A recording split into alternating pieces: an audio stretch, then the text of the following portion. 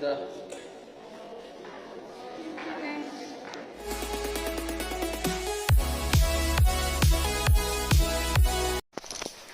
everyone, welcome back to my YouTube channel. खुलुमबाय बयनिसिमबो दिनै आङो नोंथांमोननि गेजेराव माने खुसि ब्लग लाबाखै आरोना बिखौ एसे हार्ड जानानै दङ मानो होनोबा देवालिखौथ' मोजाङै हेंगार हरबाय देवालि नेक्स्ट दिना आङो डक्टरनाव थांबाय ओमफ्राय आं माने नंगुमैखौ लांदोंमोन आरोना मानो होनबा जाय आंनि भिडिअखौ नायदो 3 month आवगाय आं जा भिडिअ हेंगारदोंमोन नंगुमैनि फिसा मोनसे बेमाराव मेडिकेलाव थांनाय भिडिअ हेंगारदोंमोन आङो ओमफ्राय बे फिसा बेमारानो माने सिङाव जे बिदि मानिदि जानानै दङ जों सानाखैमोन मानो मोजाङै हामाखै होननानै लाना थांबाय देवालिनि उनाव बेनि उनावसो मिथिबाय बे जे बेसेबा बांना दङ थ' अपारेसन खालामनायावनो फैबाय आरोना लोगोफोर अपारेसना मेजरानो जासिगोन आरो दा थ' गासैबो प्रे खालामदो ओमफ्राय मानसि माने साननै जाबाय जों रिपर्टखौ मोननायनिफ्रायनो माने मुखा हेपि नङा आरोना थ' दायो जोङो दसे उनाव मेडिकेलाव थांसिगोन आरो अपारेसननि थाखाय थ' गासैबो प्रे खालामबानो जाबाय नोंथांमोननिफ्राय जेबो हेल्प नाङा बाट नंगुमैनि फारसे प्रे खालामबानो जाबाय बेनो मोनसे आंनि आसा जाहाथे मोजाङै साक्सेस जायो अपारेसना आंबो बेसेबां लोरबां जाखादों आरोना बाट गोसोखौ हमथाना थादों बाट बेनि सिगाङावदि लोरबां जाना देखायनो हायाना बेबो बिराद आंखौ लोरबां जाहोना स्ट्रं जाना देखायगासिनो बिराद माने लोरबाङै दं आरो दा बे जायबाबो गिनाय थायो एसेबाबो थ' नायदो लोगोफोर नायलांबाय थादो अपारेसना बोरै जालाङो प्रे खालामगोन होननानै आसा थाबाय लोगोफोर इद' माइया थाफागोन होननायखाय आं खान्थि मोनबाय नोंलाय माइ थाबाबो हानाया हाखागोन थेवबाबो ना गोहो जायोना न'नि मानसि थाबा थ' दायो जोङो मेडिकेलाव थांनो रेडि जाबाय ओमफ्रायो सासेया कागजफोरखौ नाय जों आदा आं ओमफ्राय आइ ओमफ्रायो सासेया फैदों ओजोंनिफ्राय आइ आरो गिदिरा फैबाय दं आरोना लोगोफोर फैयै दा मेडिकेल मोनफैबाय बाट सिट होथ'वाखै आरोना लोगोफोर सिट होनायनि आवगायनो ओमफ्राय जोंखौ मोनसे खामानि मावना लानो होबाय मोनसे टेस्ट माने थालांदोंमोन आरोना एक्सरे खालामनो होदो बिखाखौ ओमफ्राय बेखौ जल्दि एक्सरे खालामखानानै लाखानोसै आरोना लोगोफोर थ' रिपर्टआथ' जेबो ओंखारासै एक्सरे खालामनायाव लानो ओंखारदों आरोना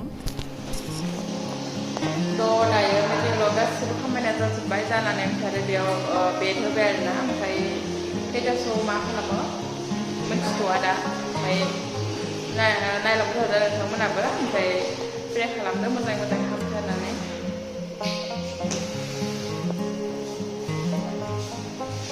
बिथाङा सिस्टारबो सिनाय हानाय लोगो मोननानै फार्स्ट प्रसेस स्टार्ट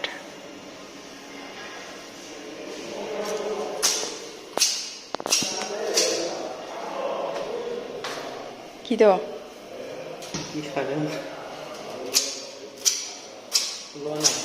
हौवा मानसिया गिदो होनबा सक जागोन बिसोरो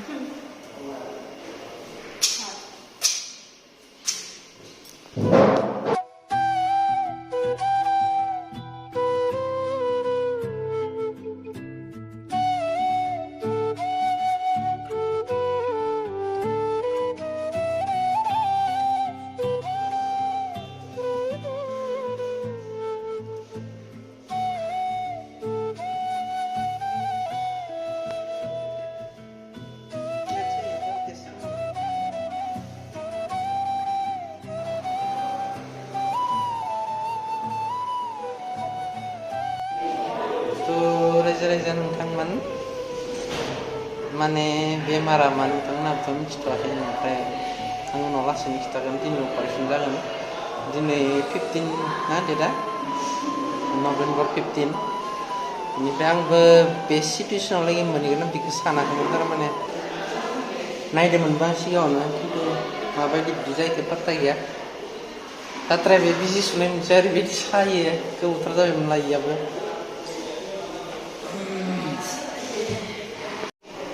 मा खालामनोसै उपाय गैया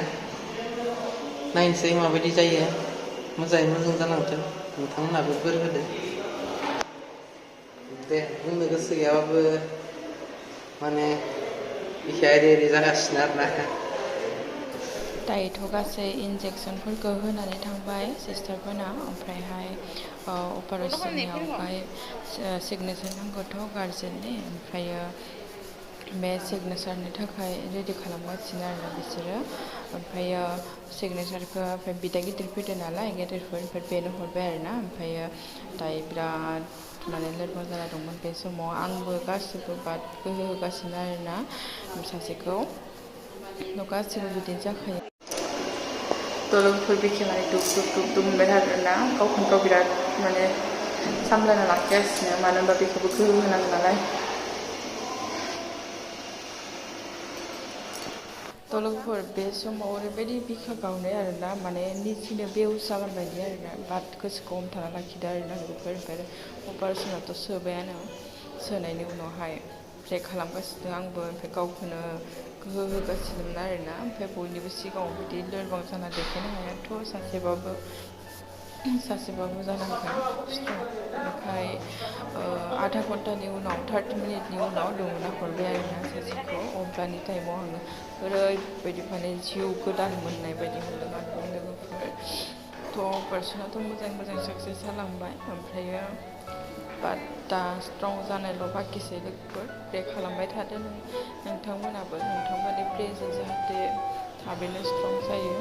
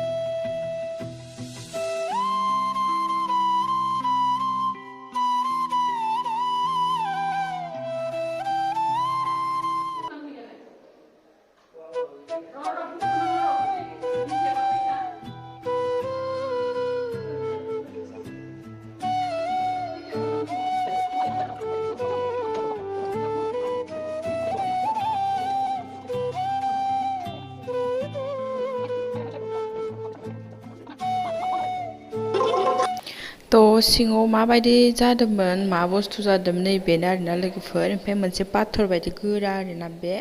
बेनो बिदि जादोंमोन आरो बेनाव